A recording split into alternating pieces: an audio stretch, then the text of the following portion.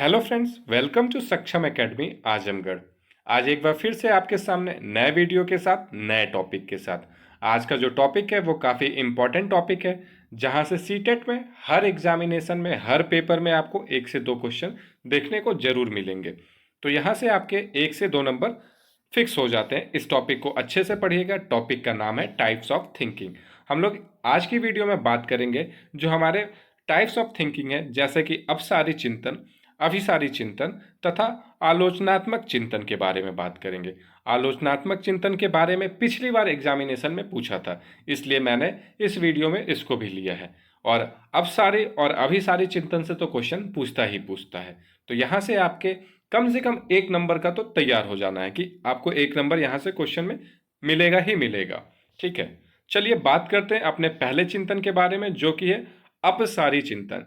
जैसे कि नाम है इसका, अप मतलब ऊपर, खुला हुआ है। ठीक है, जहां आप खुले प्रकार से उत्तर दे सकते हैं वहां आपका अपसारी चिंतन हो जाता है।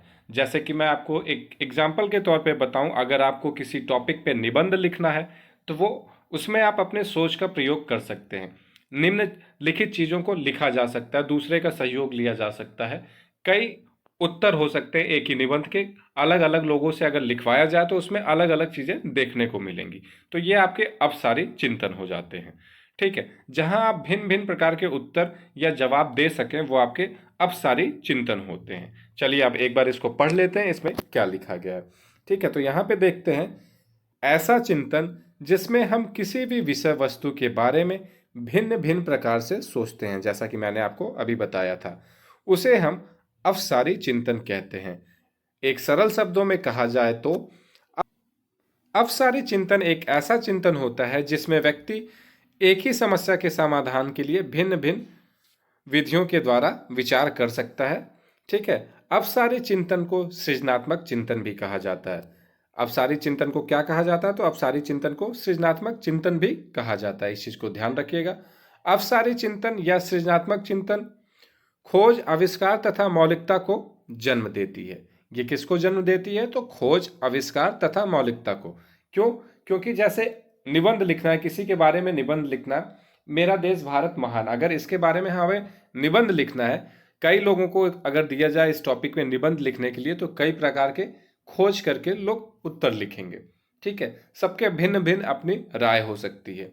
तो वही इसमें लिखा हुआ है कि चिंतन खोज, आविष्कार तथा मौलिकता को जन्म देती है। चलिए आगे देखते हैं। जब व्यक्ति के सामने कोई समस्या रखी जाती है तो वह व्यक्ति उस समस्या के समाधान के लिए अपने कल्पना शक्ति का प्रयोग करता है तथा उस समस्या को एक से अधिक हल प्रस्तुत करता है। इस प्रकार के चिंतन को अपसारी चिंतन या सृजनात्मक चिंतन कहते हैं। इसको इंग्लिश में डाइवर्जेंट थिंकिंग कहते हैं। ठीक है, अपसारी चिंतन आउट ऑफ द बॉक्स चिंतन पर आधारित होता है, मतलब कि सामान्य सोच से अलग सोच पैदा कर किसी चीज के बारे में सूचना इकट्ठा करना या बताना, इसी को अपसारी चिंतन कहते हैं। मतलब कि ये खुला हुआ है, आप कई प्रकार से इसमें जवाब दे सकते हैं, उत्तर दे सकते हैं। इसी को हम लोग अपसारी चिंतन कहते हैं। अब एक उदाहरण और देख लेते हैं। एक तो मैंने आपको बता दिया, इसमें देखते हैं उदाहरण में क्या दिया गया। कक्षा में एक शिक्षक किसी विद्यार्थी से प्रश्न करता है, यदि तुम्हारे पंख लगे होते तो तुम क्या करते? ठीक, तो जैसा कि मैंने निबंध के बारे में बताया था, अब यहाँ पे है कि एक टीचर पूछ रहा है बच्चों से कि अगर तुम्हारे पंख लगे होते तो तुम क्या करते। तो इस प्रश्न पे कोई सटीक उत्तर नहीं है, अतः ऐसी स्थिति में क्या करेगा बालक? अपने कल्पना शक्ति का प्रयोग करेगा, इस पे विचार करेगा और उसके दिमाग में जो तरह तरह की चीजें आएंगी कि अगर मेरे पास पंख हो तो मैं उड़ सकता हूँ। ठीक है, उड़ के मैं एक जगह से दूसरी जगह जा सकता हूँ। ऐसे अलग अलग चीजें बच्चे अपनी राय, अपना विचार रख सकते हैं। इसी को अपसारी चिंतन कहते हैं। अब बात कर लेते हैं हम लोग अभिसारी चिंतन के बारे में। ठीक है, इसको देखते हैं इसमें क्या कहता है। इसको पहले पढ़ लेते हैं, फिर उसके बाद आपको समझाते हैं। यहाँ पे लिखा हुआ अभिसारी चिंतन एक बिंदु पर केंद्रित होता है, मतलब कि इसका आपको एक उत्तर हो सकता है, 2 उत्तर हो सकता है, इससे ज्यादा उत्तर नहीं हो सकता। जैसे कि फॉर एग्जाम्पल अगर आपको पूछा जाए कि यूपी की राजधानी क्या है, तो यूपी की राजधानी सिर्फ लखनऊ है। आप अलग से कोई नाम नहीं दे सकते, कुछ और नहीं बता सकते। ठीक है, तो यहाँ पे आपको कोई छूट नहीं है, ये आपको रटा रटाया है कि हाँ, यूपी की जो राजधानी है वो आपका लखनऊ है। देश की राजधानी कहाँ है? तो दिल्ली है। ठीक है। ताजमहल कहाँ है? तो आगरा में है। अलग से इसका कोई और जवाब नहीं है। जो हम लोग ऑब्जेक्टिव क्वेश्चन करते हैं एग्जाम में, उसमें से एक ही सही उत्तर होता है, तो वो भी हम लोग के अभिसारी चिंतन में आएगा। चलिए आगे देखते हैं।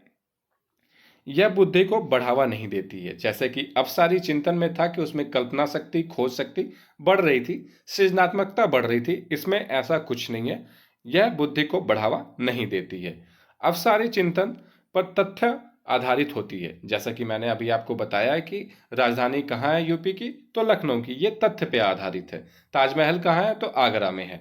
ठीक है। देशों पे आधारित होती है। इसका आप अपने मन से या अपना थिंकिंग नहीं लगा सकते, अपनी सोच इसमें नहीं लगा सकते हैं।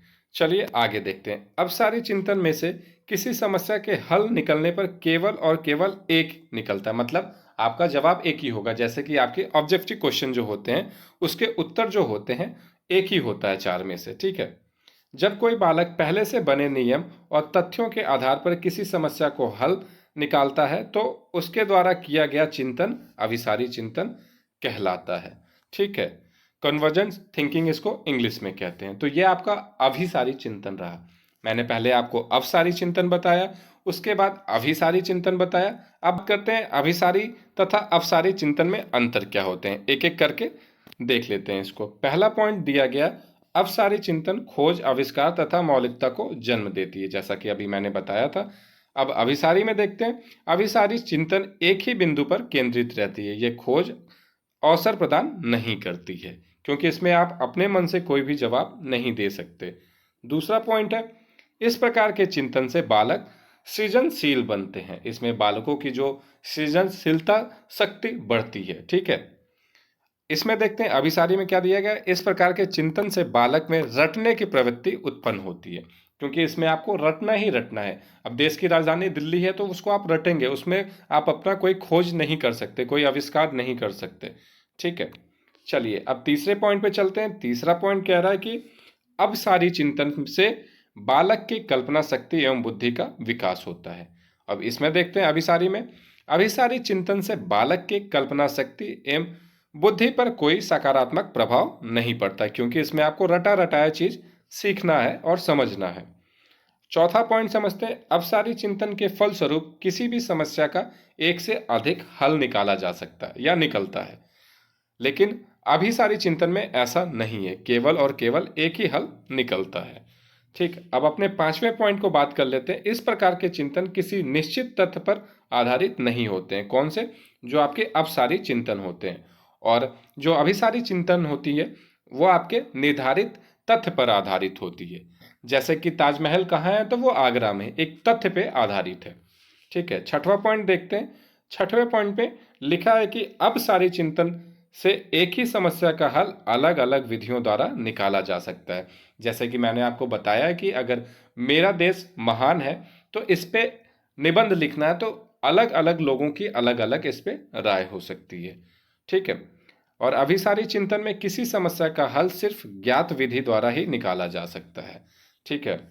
सातवां पॉइंट देखते हैं अपना क्या है। सातवां पॉइंट पे लिखा, इस प्रकार के चिंतन के द्वारा खोजा गया समाधान मुक्त अंत वाला होना चाहिए।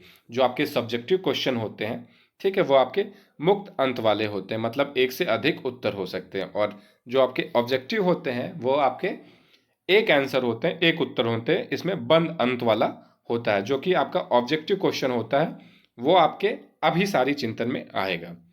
आठवें पॉइंट में लिखा है, अब सारी चिंतन एक बिंदु पर केंद्रित नहीं होता है। यह किसी समस्या का पूरा अवलोकन करने के बाद नतीजा प्रदान करता है। ठीक है। और अभिसारी चिंतन सिर्फ एक बिंदु पे केंद्रित होता है। ठीक है। चलिए आगे देखते हैं। नौवां पॉइंट जो है, अपसारी चिंतन द्वारा किसी समस्या के समाधान में एक अधिक समय लगता है। ठीक है। क्योंकि इसमें आप अलग अलग राय दे सकते हैं, अलग अलग उत्तर दे सकते हैं, तो इसमें थोड़ा समय अधिक लगता है। लेकिन अभिसारी चिंतन में आपको रटाया रटाया चीजें हैं वो आपको जल्द निकल जाता है या जल्द उसका आप जवाब दे सकते हैं। ठीक है। अब 10वां पॉइंट कहता है कि अपसारी चिंतन का हल उतना सटीक नहीं होता है। ठीक है। क्यों नहीं होता? इसमें तरह तरह के उत्तर हो सकते हैं, इस वजह से इसके जो उत्तर होते हैं वो सटीक नहीं होते हैं। और अभिसारी चिंतन का हल जो होता है वो बिल्कुल शुद्ध और सटीक होता है, क्योंकि उसका एक ही उत्तर है, तो वो सटीक रहता है। तो हमने अभी तक देखा अपसारी चिंतन, ठीक है, उसके बाद हमने पढ़ा अभिसारी चिंतन। अब हम लोग बात करेंगे क्रिटिकल थिंकिंग, जिसे हिंदी में आलोचनात्मक चिंतन कहते हैं। ये पिछली बार सीटेट एग्जाम में पूछा था, इस वजह से मैंने इस वीडियो में इसको भी रखा है। इसको समझते हैं कि ये क्या कहता है। आइए पहले इसको पढ़ते हैं, उसके बाद समझते हैं। क्रिटिकल थिंकिंग किसी कही गई बात को आंख मूंद कर मानने के बजाय उस बात को समझना, उसके बारे में जानकारी जुटाना, एनालाइज करना और उसके बाद सच्चाई की परख कर निर्णय लेना ही क्रिटिकल थिंकिंग कहता है। ठीक है, क्रिटिकल थिंकिंग उसको कहते हैं जैसे किसी ने आपको किसी चीज़ के बारे में बता दिया। फॉर एग्जाम्पल आपको कार लेनी है, तो किसी ने अपनी राय दे दी, ठीक है, किसी ने उसकी अच्छाई कर दी और किसी ने बुराई कर दी। अब निर्णय आपको लेना है कि आपको कौन सी कार लेनी है, कौन सी कार नहीं लेनी है। तो अच्छा बुरा दोनों का सोच के आप अपनी जहां दिमाग लगाते हैं कि हाँ मुझे नहीं ये कार लेनी है, तो ये जो आप निर्णय ले रहे हैं यही आपकी क्रिटिकल थिंकिंग कहलाती है। चलिए आगे पढ़ते हैं, इसमें क्या दिया गया है। इसमें दिया गया है क्रिटिकल थिंकिंग आज के युग में सबसे ट्रेंडिंग स्किल में से एक है, लेकिन बड़े बड़े प्रोफेशनल भी इसे समझ ही नहीं पाते हैं। असल में क्रिटिकल होना यानी किसी मामले में हमें उसकी खामियों को पहचानना होता है, पर कुछ लोग क्रिटिकल होने को गलत नज़र से देखते हैं।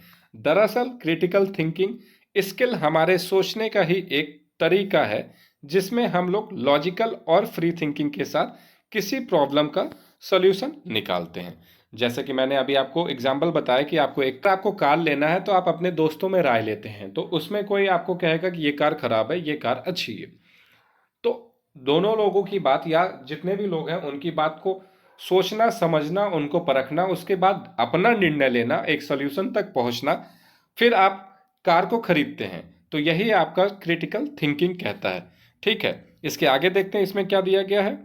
इसमें आगे देखते हैं आगे क्या लिखा हुआ है। लिखा है कि इसके अंदर हमें अपने विचारों को तरह तरह से विश्लेषित करना होगा कि ब्रेन में आए आइडिया को सही रूप दे सके।